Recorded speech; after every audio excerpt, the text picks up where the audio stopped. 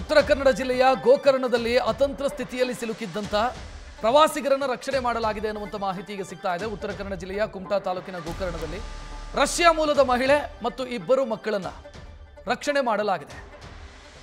ನೀನಾ ಕುಟೀನಾ ಮತ್ತು ಇಬ್ಬರು ಮಕ್ಕಳು ಪ್ರೇಮ ಮತ್ತು ಅಮ್ಮ ಇಬ್ಬರನ್ನ ಕೂಡ ಸದ್ಯ ರಕ್ಷಣೆ ಮಾಡಲಾಗಿದೆ. ರಾಮತೀರ್ಥ ಬಳಿಯ ಗುಹೆಯಲ್ಲಿ ಮಹಿಳೆ ಮತ್ತು ಮಕ್ಕಳಿದ್ರು. ಸಂಭವನೀಯ ಅಪಾಯ ಕಾರಣಕ್ಕಾಗಿ ಅವರನ್ನ ಅಲ್ಲಿಂದ ತೆರವುಗೊಳಿಸಲಾಗಿದೆ ಅನ್ನೋ ಮಾಹಿತಿ ದೃಶ್ಯ ಗಮನಿಸ್ತಾ ಇದೆ.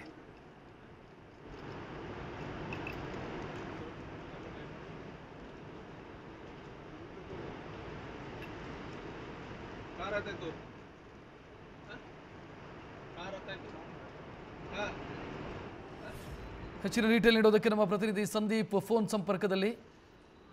ಸಂದೀಪ್, ದೃಶ್ಯ ಗಮನಿಸ್ತಾ ಇದ್ದೀವಿ. ಇವರು ಗುಹೆಯಲ್ಲಿ ಸಿಕ್ಕಾಕೊಂಡಿದ್ದು ಹೇಗೆ, ಅಥವಾ ಇವರಾಗೇ ಹೋಗಿ ಕೂತಿರೋದಾ ಏನು?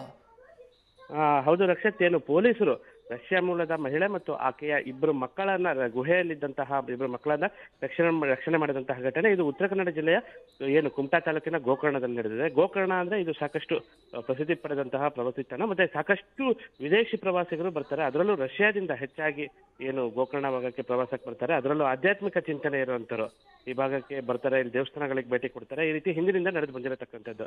ಈ ರಷ್ಯಾ ಮೂಲದ ಮಹಿಳೆ ಅಂದ್ರೆ 40 ವರ್ಷದವಳು, ಏನು ನೀನಾ ಕುಟೀನಾ ಅಂತ. ಈಗ ಏನು ಸಾಕಷ್ಟು ಆಧ್ಯಾತ್ಮಿಕತೆ ಬಗ್ಗೆ ಸಾಕಷ್ಟು ಒಲವಿತ್ತು.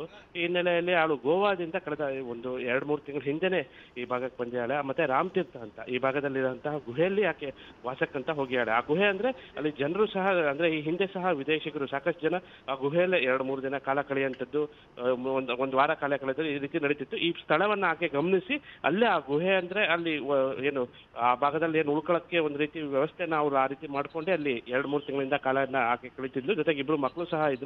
ಈ ಬಗ್ಗೆ ಏನು ಪೊಲೀಸರಿಗೆ ಅಂದ್ರೆ ಗೋಕರ್ಣ ಪೊಲೀಸರಿಗೆ ಮಾಹಿತಿ ಬಂದಿತ್ತು.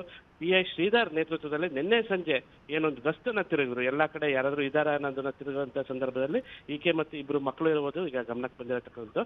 ತಕ್ಷಣ ಆಕೆಯನ್ನ ರಕ್ಷಣೆ ಮಾಡಿ ಅಂದ್ರೆ ಸ್ಥಳೀಯ ಒಂದು NGO ಅಂದ್ರೆ ವಿದೇಶಿ ಮಹಿಳೆಯನ್ನೇ ನಡೆಸ್ತಿರುವಂತಹ ಬಂಕಿಕೋಟ್ಲದಲ್ಲಿ NGOಗೆ ರವಾನೆ ಮಾಡಿದ್ದಾರೆ.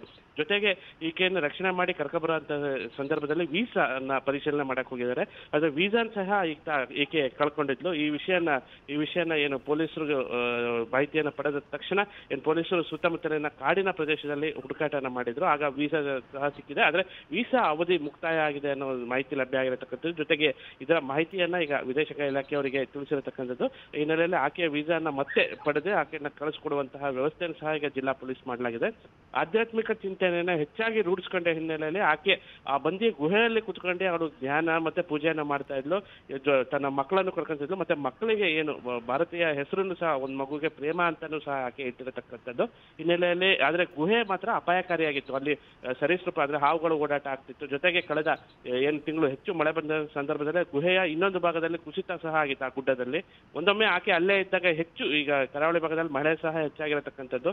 ಹೆಚ್ಚಾದ ಮಹಿಳೆ ಏನು ಮಳೆ ಏನಾದ್ರೂ ಹೆಚ್ಚಾದ ಸಂದರ್ಭದಲ್ಲಿ ಗುಹೆ ಅನ್ನೋದು ಭಾಗದಲ್ಲಿ ಕುಸಿತ ಆಗಿದ್ರೆ ಆ ಮಹಿಳೆ ಅಪಾಯಕ್ಕೆ ಸಿಲುಕ್ತಾ ಇದ್ಲು. ಜೊತೆಗೆ ವಿದೇಶಿ ಮಹಿಳೆ ಆಗಿರೋದ್ರಿಂದ ಸಾಕಷ್ಟು ಗಂಭೀರ ಸ್ವರೂಪ ಸಹ ಪಡಿತಾ ಇತ್ತು. ಈ ಹಿನ್ನೆಲೆಯಲ್ಲಿ ಈಗ ಏನು ತಕ್ಷಣ ಜಿಲ್ಲಾ ಪೊಲೀಸ್ ವರಿಷ್ಠಾಧಿಕಾರಿಗಳ ಸೂಚನೆ ಮೇರೆಗೆ ಗೋಕರ್ಣ ಪೊಲೀಸರು ಏನು ಈ ಗಸ್ತುವನ್ನ ಮಾಡಿದ್ದಾರೆ. ಮತ್ತೆ ಆಕೆಯನ್ನ ರಕ್ಷಣೆ ಮಾಡಿ ಸದ್ಯ NGO ಅಲ್ಲಿ ಇಟ್ಟಿದ್ದಾರೆ. ರಕ್ಷಣೆ. ಥ್ಯಾಂಕ್ ಯು ಸಂದೀಪ್ ಮಾಹಿತಿಗೆ. ನ್ಯೂಸ್ ಫಸ್ಟ್ ನಿರ್ಭೀತಿಯಿಂದ ನಿಮ್ಮ ಪರವಾಗಿ.